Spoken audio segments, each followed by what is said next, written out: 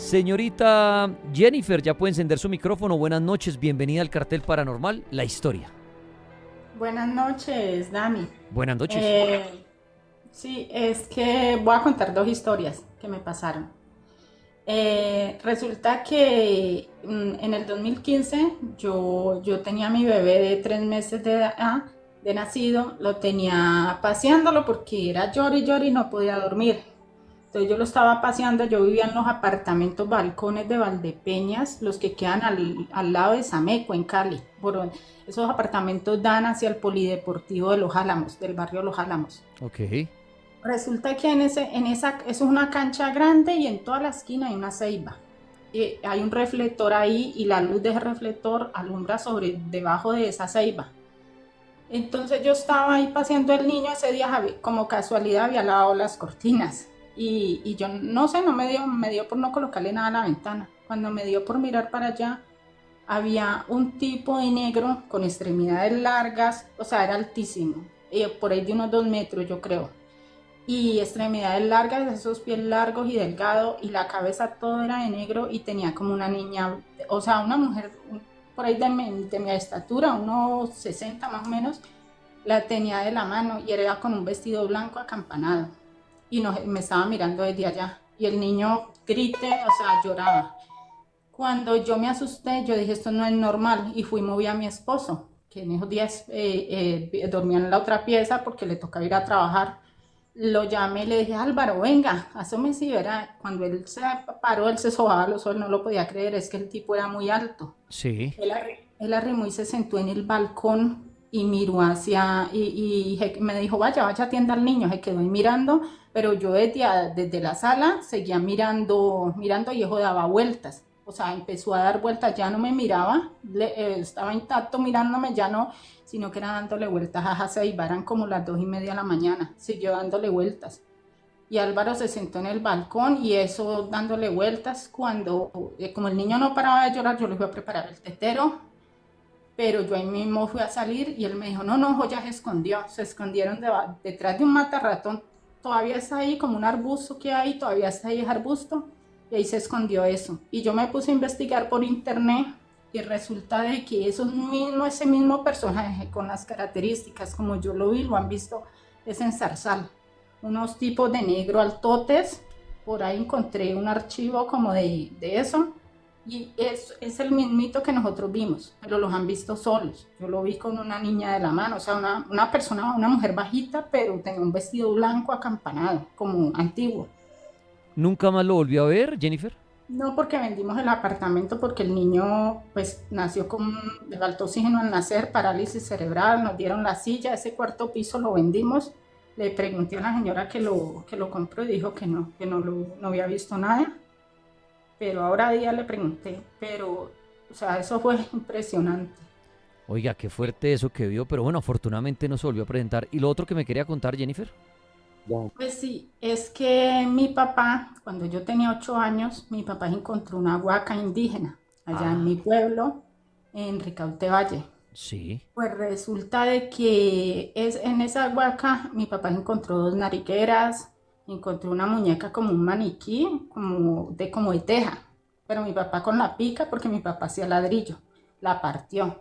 Y encontró unas joyitas, un poco de cosas. Y en medio de todas las cosas se encontró una bolita como de verde esmeralda y por la mitad tenía como un huequito, era como de un collar.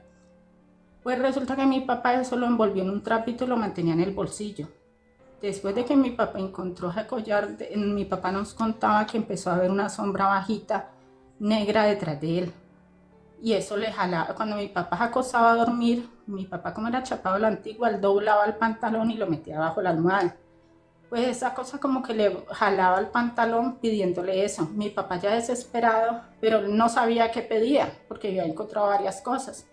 Y la bolita le había causado curiosidad, por eso la dejó para él, porque la bolita la rayaba y le quedaban como unos visos amarillos, como si fuera oro, pero volvía y la sobaba con un trapo y quedaba otra vez verde. Sí. Bueno, mi papá vino acá a Cali y se encontró con un arqueólogo y le ofreció dos narigueras y le dijo, yo en pago le doy estas dos narigueras porque nosotros éramos muy pobres. Mi papá no tenía plata para pagarle, le dijo, yo le doy estas 2 narigueras de oro si usted me dice eso, ¿por qué me sigue? Es una sombra negra bajita, mi papá se la describió. El arqueólogo fue a mi pueblo, miró, o sea, detalló todo el panorama, todo eso y le dijo, es esa bola, don Luis Adriano, es esa bola, que eso era el chamán de la aldea, el brujo, y está reclamándole esa bola, baja, déjela donde la encontró. Y ya no siga escarbando más ahí, saque tierra de otra parte, deje eso, porque eso es tierra, un campo santo. Y usted profanó ese cementerio, pues todo eso. Ya no siga sacando más huesos de ahí, váyase para otro lado porque era una hectárea de tierra muy grande. Entonces, como después de que fue el arqueólogo, mi mamá le mandó el desayuno a mi papá conmigo y yo estaba ahí ayudándole a amasar barro a mi papá. Cuando jalaron la tina, y la tina cayó al suelo. Cuando yo vi que, yo volteé a mirar, cuando la tina cayó al suelo, de un lado, porque mi papá amontonaba el adobe, ladrillo antes de quemarlo, amontonaba ahí en una esquina del galpón. De ahí donde estaba, ahí estaba el pantalón y la olleta y todo eso y las arepas. Cuando cayó la olleta con las arepas, ahí mismito salió de un lado hacia un tanque, salió una cosa negra en pura berraca, pero, o sea, se iba como despigmentando así porque de la carrera que pasó. Y mi papá me dijo, Jenny, ¿la vio? ¿Sí vio? Claro, yo la vi. Y eso no se me va a borrar nunca. Mi papá, de 8 días después, mi papá se suicidó. Ay, Sí, decían de que de pronto eso lo había afectado, no sé. Y la bola no apareció ni en el pantalón ni en ninguna parte. O sea, nada. Mi papá también se había encontrado como unas herramientas miniaturas como en piedra, palitas, un poco de cosas, y eso sí apareció. Eso estaba ahí, yo una bolsa, la mayoría de cosas que encontró. le hago una Pero esa bola pregunta, no. Jennifer, y lamentando mucho lo de su padre, ¿dejó alguna nota, le dijo usted antes de quitarse la vida, que era a raíz de eso que lo estaba atormentando? ¿O ustedes llegan a la conclusión que era eso? Pues la única excusa es que en mi pueblo salieron unos pasquines, eso acostumbraban anteriormente, estoy hablando del 96, que en los pueblos los chismosos sacaban unas cartas diciendo fulanita está de moza con fulanito de tal. Y ahí mi mamá salió en eso. Y mi papá le hizo un reclamo, se enojaron, decían que era por eso. Pero en realidad mi papá ya estaba como azarado y según lo que decía la familia y todo eso, mi papá lloraba y se tenía la cabeza porque ojo no lo dejaba en paz, esa sombra. Oiga, qué fuerte, Jennifer, ese tema de la... Mire, ahí se unen muchas cosas, todo ese tema de las huacas, los tesoros, que se cree que a veces vienen malditos, ¿no?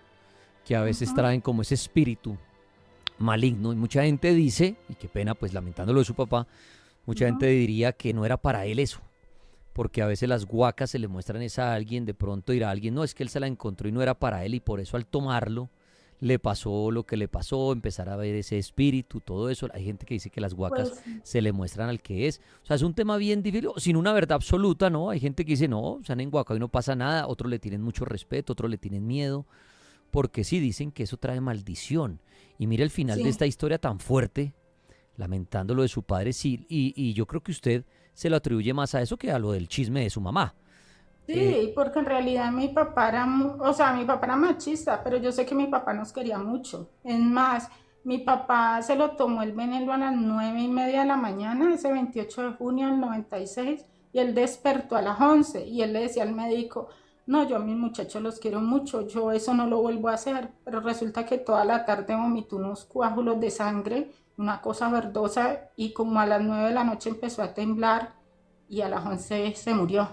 Pero el médico decía, no, él no sé por qué lo hizo, él no está enojado. O sea, fue un momento de desesperación. Como si esa maldición lo hubiera llevado a eso, ¿no? Sí, es que él tomó, no se tomó un veneno normal, o sea, se tomó un veneno muy fuerte, se llamaba Sodrin, y eso que es que le licuó los órganos. Es más, él, cuando murió, él se le explotó el corazón de la fuerza que hizo. Uy, Jennifer, qué fuerte lo de su padre y pues le agradezco por compartir eso tan privado, pero como usted dice, usted lo asocia al tema de eso que que se encontró, ¿no? Al tema de las guacas y sus maldiciones. ¿Algo más quería compartirnos, Jennifer? No, solo eso. Bueno, Solo. pues gracias y Gracias. lamento mucho. Un abrazo muy grande. Bueno, gracias igualmente, que estés bien. Hasta luego. Fuerte la historia, ¿no? Pero realmente hay gente que sí cree en esto, hay gente que cree en las maldiciones, inclusive gente que cree que la brujería logra matar. Aquí estamos hablando es de tesoros, de las huacas, pero también se mezclan las dos cosas porque tienen que ver con espíritus. Cuando alguien hace brujería a otra persona para llevarlo a que se muera, como dicen ahí, normalmente es porque le ponen un muerto. Entonces también se vinculan los espíritus. Y las huacas se cree que las rezaban de esa manera, como con un custodio, un espíritu, para que usted, si la llegaba a encontrar, bueno, disfrutara, pero se la cobraba el espíritu. ¿Mm?